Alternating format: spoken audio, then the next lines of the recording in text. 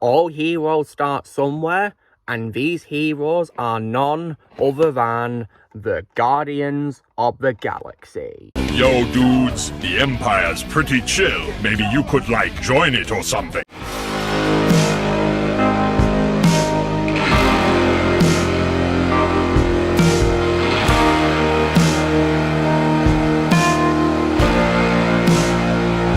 Hey everyone, Lucimus Prime here. So, it is time for another review in my series of reviews for the Marvel Cinematic Universe's Infinity Saga. In today's video, I'm going to be reviewing what is, of course, the 10th installment of the franchise overall, and the first one to feature a new superhero team, of course, the title characters of this movie in their first movie in live action. And this movie, of course, is none other than 2014's Guardians of the Galaxy, or Guardians of the Galaxy Volume 1, whatever you want to call it. So yeah, here it is, guys. So when it comes to this movie, so this is, of course, is the film which introduces a new team to the franchise of MCU, and it further confirms this franchise as not just being on Earth, but also throughout the whole universe, hence why it's of course called the Marvel Cinematic Universe. So, how was this movie made? This film, of course, was written by James Gunn and Nicole Perlman. Perlman began writing on the screenplay in 2009. Producer Kevin Feige first publicly mentioned Guardians of the Galaxy as a potential film in 2010, and Marvel Studios announced it was in active development in July 2012 at the San Diego Comic-Con. James Gunn was hired to write and direct the movie that September. In February 2013, Chris Pratt was hired to play Peter Quill, also known as Star-Lord, and the supporting cast members were subsequently confirmed. Filming began in July 2013 at Shepperton Studios in England, with filming continuing in London before wrapping in October 2013. In addition to an original score by Tyler Bates, the soundtrack includes several popular songs from the 1960s and 1970s. Post-production finished on July 7, 2014. The film premiered at the Dolby Theatre in Hollywood on July 21, 2014, and was theatrically released in the United States on August 1st as part of Phase 2 of the MCU. It was a critical and commercial success, grossing $773.3 million worldwide, and became the third highest grossing film of 2014 behind Transformers Age of Extinction and The Hobbit: The Battle of the Five Armies. It was praised for its screenplay, direction, acting, humour, soundtrack, visual effects, and the action sequences. It was nominated for 2 awards at the 87th Academy Awards and received numerous other accolades. When it comes to my reaction to this film, guys, so this is actually quite a special film for me in this franchise, because this is actually the first MCU movie that I saw at the cinema, because by this time, guys, I was a fan of the MCU, and after, of course, I loved Captain America: Winter Soldier, I wanted to keep going with MCU, so I went to see this at the cinema. I think I went to see it at the Audience Cinema in Blackpool, and I gotta say that I absolutely loved this movie, guys. It was definitely a really great movie. Now, and here's what I'll say as well. Even though, of course, last year I completely lost respect for James Gunn and I no longer like him, of course, I will say that if I did like him as a person, this would have to be my favourite movie by him, in my opinion. So, now what is this movie about? So in the movie, Peter Quill, also known as Star-Lord, and a group of extraterrestrial criminals go on the run after stealing a powerful artifact. So that's what it's about, guys, and so yeah. And he's now a target of a manhunt led by the villain known as Ronan the Accuser. To help fight Ronan and his team and save the galaxy from his power, Peter Quill creates a team of space heroes known as the Guardians of the Galaxy to save the galaxy. So yeah. Now, so when it comes to this film then, guys, so what I think is good about it, so it has a really great cast of actors. So obviously, I've got to definitely talk about the legendary Chris Pratt, who plays the main character Star-Lord. Star-Lord is one of my favourite roles of all time from Chris Pratt. It's probably my second favourite live-action role of his behind James Reese in the Terminal List. I think he plays Star-Lord really well. He's definitely my favourite Star-Lord of all time. And Chris Pratt's an absolute legend, and this is definitely one of his best roles. And in this year, the film came out, I was already, of course, introduced to him thanks to Emmett in the Lego Movie, and And I definitely had a lot of fun watching him in this movie. He was definitely a perfect casting for the role of Star-Lord. Made him a very likeable and fun character to watch. Really funny at times too. Just an absolutely perfect casting. And also as well, I definitely loved as well the casting of Zoe Saldana as Gamora, who is of course one of the adoptive daughters of the Mad Titan Thanos. And she was definitely played really well by Zoe Saldana. And the makeup that they gave her where she was green was very impressive, and it looked really good in my opinion. They did a really great job with it, and she definitely played Gamora really well. It's my favourite role of all time from Zoe Saldana. And I also definitely loved the legendary Dave Bautista as Drax the Destroyer as well, the warrior who seeks revenge on Ronan after the death of his family at Ronan's hands. So yeah, Dave Bautista was amazing as Drax, and that's also my favourite role of all time from Dave Bautista. Dave Bautista, you know, is a very good actor, despite of course being a wrestler as well. He's also a very good actor, and this movie is definitely no exception. This is my favourite role of his. He plays Drax really well, and you can relate to him a lot as well. And I also as well definitely loved as well the legendary Vin Diesel as Groot in this as well. Yeah, Vin Diesel played Groot really well in this, and Groot is one of my favourite roles of all time from Vin Diesel. Probably my second favourite role of his after Dominic Toretto in the Fast and Furious franchise. I think he played Groot really well in this, and he did a really great job with motion capture for Groot as well in this, and it was definitely really great. And what's also cool is Vin Diesel was very dedicated to the role, because not only, of course, did he play Groot in voice and motion capture for this movie, he also actually redubbed his lines in several foreign languages for the movie, which is pretty cool. And it was pretty easy to do, of course, because you know, the only line he says in the film is, "I am Groot." So yeah, exactly. So it was pretty easy to do for him. And I like how he was very dedicated to the role. And yeah, he definitely played Groot really well in this. And I definitely as well really loved Bradley Cooper as Rocket Raccoon in this. Rocket is my favourite role of all time from Bradley Cooper. And he played Rocket really well in this. And he, of course, did a voice for him, while Sean Gunn, who is James Gunn's younger brother, stood in for him in filming. So, yeah. Bradley Cooper really did a great job voicing Rocket. That's my all-time favourite role of his. And when it comes to supporting protagonists, I definitely as well loved Michael Rooker as Yondu Adonta, who is, of course, the blue-skinned bandit who is the leader of the Ravagers, and, of course, a paternal figure to Peter Quill. He played him really well. That's my favourite role of all time for Michael Rooker. And of course, Michael Rooker is a frequent collaborator of James Gunn, because he's appeared in all of his feature movies so far. So yeah, and this is one of them. This is probably my favourite role of Michael Rooker of all time. And they did a really great job with makeup as well for him as well. And he gave a great performance as the character, made him a very likeable character in this. And when it comes as well to others as well, in this supporting characters, I definitely as well like the addition of Glenn Close as Irani Rail, the leader of the Nova Corps. I think she played her really well. And I also as well, definitely loved the addition of John C. Reilly as Roman Day, who is of course a corpsman in the Nova Corps. I think he played him really well. Although my favourite role of John C. Reilly always will be Ralph in Wreck-It Ralph, but I think he played Roman Day really well in this. It's one of my favourite live-action roles of his. When it comes to the movie's villains, the main villain of this movie, of course, is Ronan the Accuser, played by Lee Pace. And Ronan is probably my favourite role of Lee Pace. I think he played him really well in this movie. And although one of my bad qualities with this film is I personally didn't like how they changed Ronan's appearance from the comics and made him blue for some reason. I'm more used to him, of course, having his like green appearance like he has in the comics. I think he looks better in that appearance, in my opinion. So yeah, but when it comes to Ronan's appearances in the MCU, I definitely like his appearance in this far more than his appearance, of course, in Captain Marvel. So yeah, definitely much better than that, because I think he was wasted a lot in that movie. But yeah, Lee Pace did a very good job playing Ronan in this. And when it comes to supporting antagonists as well, I definitely love the addition as well of Karen Gillan as Nebula, who is another adopted daughter of Thanos.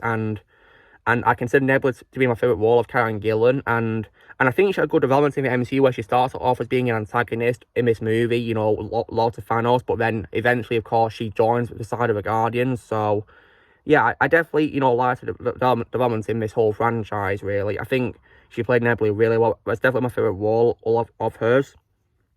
And yeah, before, of course, as always, I definitely already love Karen Gillan as Amy Pond in Doctor Who, and when I saw him this year, it's definitely my favourite role of hers. She definitely played it really well. And I definitely as well loved Djimon Hounsou as Korath, who is of course the Kree ally of Ronan, who is a feeding galactical hunter.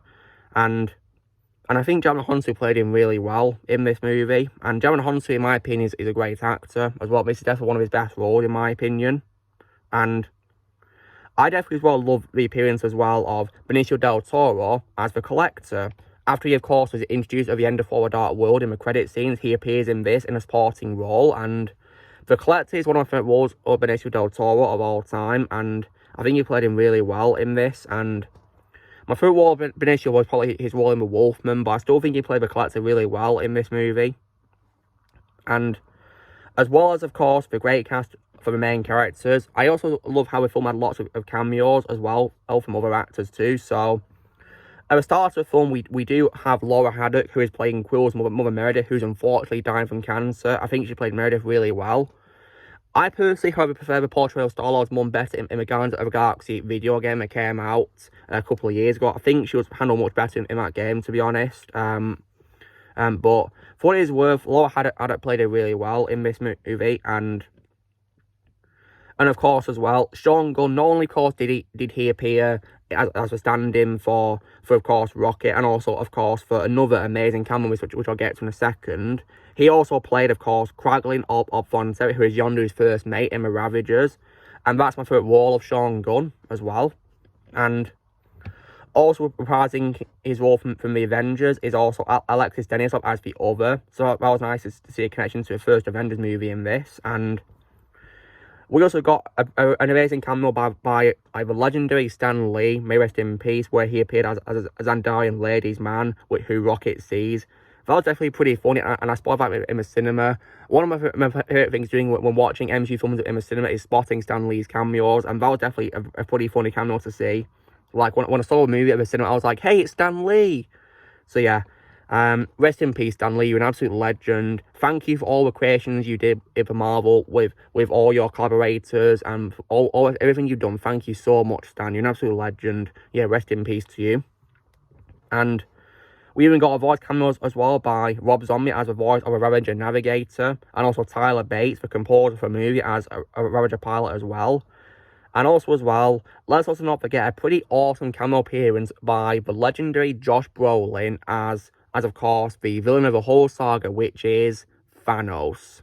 And Thanos is one scene in this film, guys, where he speaks to Ronan and is just absolutely badass, and just how you introduce the franchise's main villain, because the way this franchise developed the movies and introduced Thanos in them gradually was done so well. And this scene alone was definitely enough to get me really hyped to see more of Thanos. And Thanos is my all-time favourite role of Josh Brolin. I think he played him absolutely fantastically, and he's easily my all-time favourite MCU villain of all time. And I think Josh Brolin absolutely nailed it. Really did. He did an amazing job playing him in this, in his cameo appearance in this. And of course, he'd appear later on in a much bigger role or in Avengers Infinity War, after having another cameo appearance in the next movie I'll be talking about, of course, which came out in 2015, being Avengers Age of Ultron. When it comes to other cameos, the film does have some credit scenes as well, which are pretty cool. And there's a scene where, of course, we see the Collector in his archive with two of his living exhibits, one of them being, of course, a canine cosmonaut, which, of course, is revealed to be Cosmo. And also, as well, an anthropomorphic duck, which is Howard the Duck, who is actually voiced in a cameo appearance by Seth Green, which is pretty cool. And Howard the Duck is one of my favourite voice roles of Seth Green, but personally, guys, I like him better as Chris Griffin on Family Guy, and also for his work on Robot Chicken, but I think he's good as Howard the Duck, in my opinion. And also, guys, please don't ask me about the Howard the Duck movie. I've not seen it, but I've heard it was bad, apparently, so I don't plan to watch anytime soon. And so, as well as a great cast, guys, what's also good about this is I think the story is really good. It does a really good job introducing this new team to a franchise, because this is like a brand new characters introduced who not seen before. I mean, apart from, of course, Thanos and the Other and the Collector, who are familiar faces, the film introduces lots of new characters, and it does a really great job at it, in my opinion. Really great job. And And also, I think the story is great. It's a lot of fun to watch, and the film is 120 minutes, guys, and in my opinion, it's very well paced because there's lots of great action scenes which, you know, don't go on too long or get boring by any means. And also, as well, the film has lots of funny moments too. The humour, in my opinion, was nailed in this. It was really funny. I remember when I watched it at the cinema, I had a great laugh watching it, and it was definitely a lot of fun to watch when I saw it at the cinema.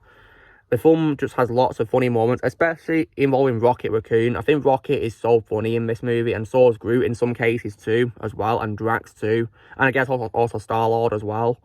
And Gamora is probably the one who's probably the most serious out of the group, though, and I can see why, of course. And as well as that, the film also has as well another funny character, of course, which is a character who's played by Peter Serafinowicz, actually, as well, in a supporting role. And that, of course, is a member of the Xandarians, and is called Denarian Garthan Sal, who is another corps officer. And he was actually pretty funny as well, so he was part of the humour of this, and that's one of my favourite roles of Peter Serafinowicz. Although, personally, guys, I like him better as Darth Maul in Star Wars, and also as Peter in my favourite comedy movie, Shaun of the Dead, but he was good in this as Garthan Sal, really good. And as well as, of course, the cast and the humour, I think the movie also has really great visuals. I mean, this film, of course, will be 9 years old when it's, of course, the anniversary in July for its premiere at a Dolby Theatre, and, of course, August 1st for the United States release. And in my opinion, it's aged really well. It doesn't feel like it's 9 years old. In my opinion, it's aged really well. It just doesn't get old. The CGI for a 2014 movie is absolutely fantastic and visually stunning for its standards, and is a lot of fun to watch. In my opinion, it's aged really well. Shame the same can be said for recent MCU stuff, isn't it? Thank goodness I retired after so bad on No Way Home. And as well as, of course, the cast and the visuals, the film also has really great music as well, composed by Tyler Bates. I think Tyler Bates did a really great job composing the music for this, and it was definitely a lot of fun to listen to. I especially love his main theme for the Guardians themselves. It's great music, and when it comes to the songs which are chosen for this movie, which of course Peter Quill plays on his mixtape, there's lots of great songs in this. I definitely love Come and Get Your Love, which was used in the sequence where Star-Lord is introduced to us, composed of course by the rock band Redbone. That song is definitely really great, guys. I actually have it on my phone, which I listen to a lot. It's a great song that doesn't get old, and it, of course, would later get used again in like Marvel Super Heroes 2. When you play Star-Lord, you can actually play a mixtape of it and dance to it, which is pretty awesome. And there's other great songs in this which are also nice to listen to, such as Moonage Daydream, which is by David Bowie, may rest in peace, and also as well Hooks on a Feeling as well. Like so many great songs chosen for this, just to name a few really. And yeah, so as well as a great soundtrack by Tyler Bates, the film has great songs chosen for this from the 60s and 70s, and it actually fits really well for a 2010s movie, which is pretty cool. Like, it does a very good job blending, old music, with a recent movie. It does a very good job at it, and it proves that those songs don't get old. So yeah, and see, this film is really good, guys, and like I said, it does a very, very good job introducing the characters to the franchise of the MCU. And then, of course, later go on to appear in other movies as well, which was pretty cool. So yeah, that's my opinion on Guardians of the Galaxy, the first volume up to each of the characters. Definitely a great film to this day. However, if you were to ask me about quality, so as I said, guys, I personally didn't like how they changed Ronan Miku's skin colour to blue, or makeup on him and all that. I personally prefer him being green, like he's in the comics. I think he looks much better in that appearance, if I'm to be honest, and yeah. And of course, as I said, how I lost respect for James Gunn as well, so yeah. So that's what my opinion is, of course, on the movie as a whole. So yeah, despite its bad qualities, as I said, guys, I still enjoy this movie to this day, and it's one of my favourite MCU movies of all time, so yeah. If I was to give a movie a score out of 10, and then I'd probably give it a very solid score of 9.5 out of 10. That's what I'd give it, because I think it's really great, and it holds a place in my heart because it's my first MCU movie that I saw at the cinema.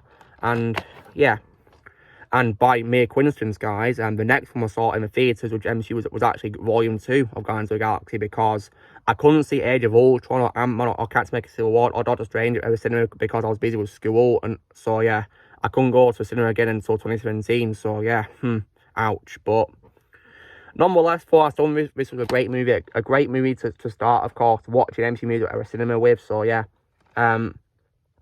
So guys, this is me doing my review for 2014's Guardians of the Galaxy.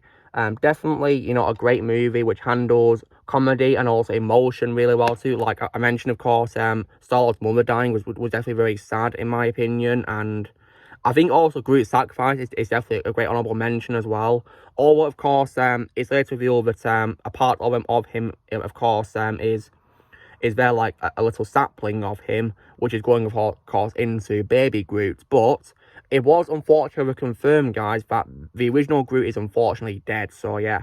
So while there's another Groot growing into a baby, unfortunately, the original Groot did sacrifice himself, so he's gone. And I suppose, of course, it would make sense for him to be gone, because if he was to come back just like that, it would probably make his sacrifice pointless, wouldn't it, if he's going to come back anyway. So, yeah, I think we probably did the right thing, sacrificing the original Groot and letting another Groot come along as a baby. So, yeah, starting anew, really. So, yeah. So, guys, to this day, I love Guardians of the Galaxy, the first volume. So, yeah. So, you know, drill, guys, be sure to give this video a like. Also, be sure to let me know in the comments what you guys think of Guardians of the Galaxy Volume 1. On if you've seen it, let me comment what you think of it. I'd love to see what you guys think of it. Also, be sure to join Team Prime by pressing subscribe for movies coming in the future. If you would like to be a member, you can press join if you're using a PC or laptop or your subscription. And I'll see you all later.